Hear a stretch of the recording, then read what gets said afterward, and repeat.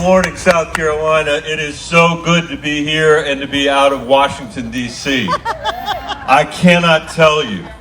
And everybody here knows that Donald Trump is a clear and present danger to our democracy and to our children's future. Yes. And he has got to go. Yes. Yes. He has got to go. This reality TV show has got to end because it's our reality. That's right. Not his reality TV show. And we need to send him. But beating Donald Trump is not enough. And that's why I'm running, and that's why I'm here today. It can't be our only goal. We need to focus on the real problems that led to his election. Listen to this. 9 million of the people that voted for Barack Obama twice voted for Donald Trump once. Oh, God. 9 million people voted for Obama twice and voted for Donald Trump once. Oh. That's as crazy as SEC rooting for Alabama in the SEC. It doesn't happen. But it happens when you're that desperate about the conditions in the country. And that's why we have to run on the real issues that Americans are facing, that 9 million people are facing who feel such economic dislocation, they're able to vote for those two very different people because they promised finally to change the economy so it actually would work for them, not just the people at the very top of the food chain. And our answer to that doesn't have to be some radical plan that is inconsistent with American values. I think Americans are too smart for that. I think they've seen that movie before, and that's not what they want. And they also know that Washington won't fix itself.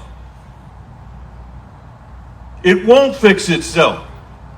We need an agenda that galvanizes the Democratic Party, yes, but also attracts some of that 9 million people back.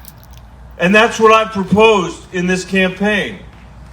Thank you for clapping for that, because that is the math. Yeah. It's not enough just to win Democrats. We got to win those 9 million people back. And that's why I have an economic agenda that will make work pay finally again in this country and reduce childhood poverty by 40%. Okay. A health care policy that will finish the work that we started with the Affordable Care Act, with a public option to create universal health care in 3 years and drive down costs, including drug costs in this country. An education plan that's not about free college, but as a former school superintendent, is about free preschool for every kid in America who needs it, and that's every kid in America. Because our kids need us to step up for them before they start falling behind, not after it's too late. And a climate plan that can unite the American people and overcome the idiocy of Trump's climate denial in the White House. Yes. Yes. Absolutely. And to do any of that, and to do any of the stuff that the other candidates are going to talk to you about here today, we have to fix a broken Washington. We have to fix a broken Washington. Washington isn't going to fix itself. I can do this part without notes. I can't do that part without notes. Yes, I can. We have to overturn Citizens United. We need a constitutional amendment to do it. When I'm your president, I'll lead that fight in all 50 states. We have to end partisan gerrymandering in this country so people can pick their politicians and not the other way around. That's right. We should have a lifetime ban on members of Congress from ever becoming lobbyists. Half the people that leave become lobbyists in Washington, D.C. And we need to make sure that every single American has the right to vote in every single election. Yes. That's what we need to do. It's not complicated. Joe Cunningham knows how to do it. Yes. You know how to do it. You know how to win in hard places. I know how to win in hard places. I am the only candidate in this race that's won 2 national races in a purple state. And we're going to need to win those states to not just win the presidency, but to kick McConnell back to Kentucky, which we need to do. That's what we have to do. You know, South Carolina, I'm going to answer your questions in a minute, so start thinking of some hard ones, because I'm not going to make you listen to a 20-minute speech. But let me tell you 2 last things. When I decided to run for president, I was talking to my family about it, and my 15-year-old said, "Oh, you should run. And I was really impressed because I couldn't believe how proud she was of me and my policy ideas until I realized that she was saying run because it was a way of getting me out of the house and away from her. But my oldest daughter, Caroline, said, "Dad, if you run and you tell the truth and you lose, no one can fault you for it." Oh, that's really sweet. And I said to her, "Caroline, that's good because there is absolutely no other reason for me to run, and there's actually no other way for me to win. And I'm here to tell you the truth, and the truth is I can win, and I can beat Trump because of the agenda that we put together. I know I'm not high in the polls. I'm not as well known as some of the other candidates, but I've done the hard work over the last 10 years to know what it's going to take for us to do this. And I think all of us, confronted by a president who doesn't believe in democracy, who doesn't believe in the rule of law, who doesn't believe in the independence of a judiciary, who ran for office saying, 'I alone can fix it,' which is what he told the American people, stripping them of any agency of their own. What I'm here to tell you is that the opposite is true. Whether we beat or don't beat Trump comes down to you, and whether we can govern this country again in the interests of the next generation comes down to you. And we have examples of people that we can look to when we're thinking about how hard this work is going to be, so that we don't think of it as a burden, but we think of this work as an opportunity. The people who were the founders of this country in one generation did 2 incredible things. One was they led an armed insurrection against a colonial power. That was called the Revolution, and it succeeded. The other thing they did was write a constitution that would be ratified by the people who would live under that constitution. They did that in one generation. But they did something terrible as well, which is they perpetuated human slavery. And it took other Americans, in particular Frederick Douglass, who was born a slave, to end slavery in his lifetime. And in my mind, Frederick Douglass is much a founder as the people that wrote the Constitution.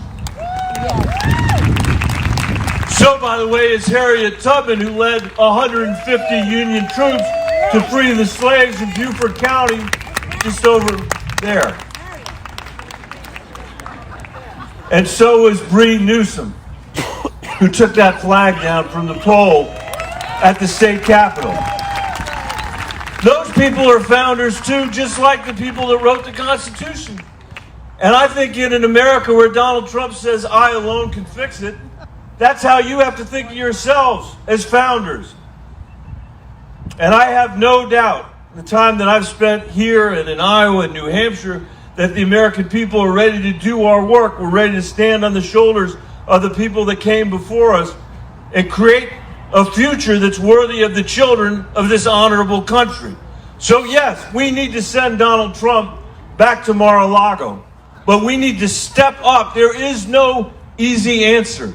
There is no shortcut. There is no tweet that's going to solve this. It's going to be hard work of Americans coming together and turning the page in red parts of this country and in blue parts of the country to say we're going to lift our children up on our shoulders and create a brighter future for them and for this country. I'm Michael Bennet. Thanks for having me here today. I'd like to answer some questions with whatever time is left. 10 minutes. 10. You've got 10. No. Where do you stand on the legalization of marijuana? I didn't bring any with me, but I've supported it, and we've supported it in the state of Colorado. Thank you. I always have to, people are always checking my pockets. Senior citizens before anybody else. Okay. Yeah. What is your stand on the inequality of income that's in our country at this point? What is my stand on inequality? I think that's the number one challenge we face, and I have the best plans in this race to deal with it. It's a massive increase to the child tax credit, massive increase to the earned income tax credit. We also have to raise the minimum wage in this country. But as I mentioned earlier, my plan would reduce childhood poverty in America by almost 40%. It would end $2 a day poverty for children in this country. That's what my plan would do. And by the way, it would cost 3% of Bernie's health care plan to do it. And I can tell you, as the former school superintendent of a district with 95,000 kids, the majority of whom are struggling in poverty, that making that kind of difference for them would be the most profound thing that we could do. And what about affordable housing? I've been putting out my housing plan here in South Carolina. We live in brief, we live in a country where we don't have enough housing in rural America or in urban America that's affordable. We live in a country where we're willing to give tax breaks to wealthy people to own their second homes, but only a quarter of the people that are eligible for housing vouchers get their housing vouchers. So I would fully fund that, and we got to find a way to build more housing in this country. Thank you. I would use the federal government's infrastructure budget to incentivize more affordable housing all across America. Yes, sir. Do you have a stance on Supreme Court reform? I do. My stance on Supreme Court reform is winning races in purple states. Yes. And it's beating Mitch McConnell. That's what we're going to do. We can't, there's no trick here that we can do. That's what we have to do, and it's really important. There is no worse thing that's happened to this country in the last 10 years than putting Trump in the position to put more judges on the court than any other president in American history, and they're terrible. Terrible. So we need a Democratic president, and we need a Democratic Senate. Yes. I'm a teacher at a Title I school about 3 miles from where we are right here. And my question is, what do you plan to do about changing the conversation around quote-unquote failing schools that are actually not failing but have been labeled this? So thank you very much for teaching, and thank you for teaching in a high-poverty school. Everybody should give her a round of applause for that. And I'm the only person who's ever run for president, as far as I know, who actually was a school superintendent. For 5 years, I was the superintendent of the Denver Public Schools. And one of the first things we did was completely change the way we measure progress in our schools, so that we were measuring actual kids over time rather than comparing one set of kids to another set of kids and then calling our schools failing schools. And it made a huge difference because we could see the progress then that was happening, much of which was happening in our Title I schools that had been completely invisible before that. Second thing I'd say, you didn't ask about this, but the second thing I'd say to you is we have to start paying teachers in this country like they're the professionals that they are. Do you know why we pay teachers so little in America? Do you know? The reason we pay them so little is we used to have a labor market here that discriminated against women and said, you have two professional choices. One's being a teacher and one's being a nurse. And so we said, come teach Julius Caesar every year for 30 years of your life, and we're not going to pay you for it because nobody's going to be able to ask you to do anything else. We don't live in that economy anymore. We don't live that way anymore. And we're losing 50% of the people from the profession in the first 5 years because we are unwilling to make the investment that they deserve and that our kids deserve. And if I am president, this is going to be one of my top issues. So thank you for raising it, and thank you for teaching. Last question. As president, what will you do to limit the power of the president? As president, what will you do to limit the power of the president? We have a broken Congress. And Washington is broken. I've written a book about it. If you're really bored, you can read it. It's called The Land of Flickering Lights, and it's not about me. By the way, I didn't even have the sense to put my face on the cover. But what we have to do is fix our exercise in self-government so that we're actually passing stuff in Congress. And we have to pass stuff in Congress. We need a president who can get things true. I know I'm getting the hook. Let me leave you with this thought before you give me the hook. You're going to hear all these people come in front of you today, and they're going to tell you that climate change is an urgent problem and we have to solve climate change, and I agree with that. By the way, it's hard to solve that when you have a climate denier in the White House. We should have never lost the race to a freaking climate denier, and he should be the last climate denier that is ever in the White House. The last one. But listen, this is why this question is so important. It's not enough to act urgently on climate or anything else for that matter. It's not enough.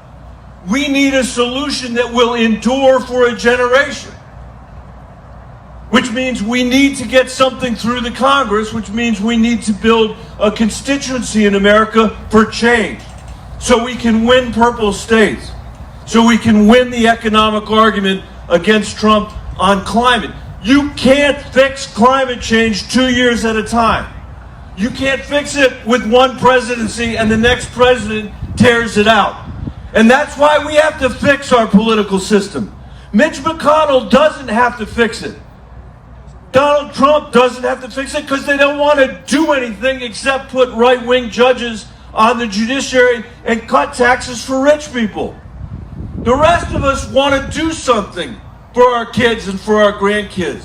And to do that, we need to create durable solutions. And to do that, we have to have a Washington that actually works for the American people.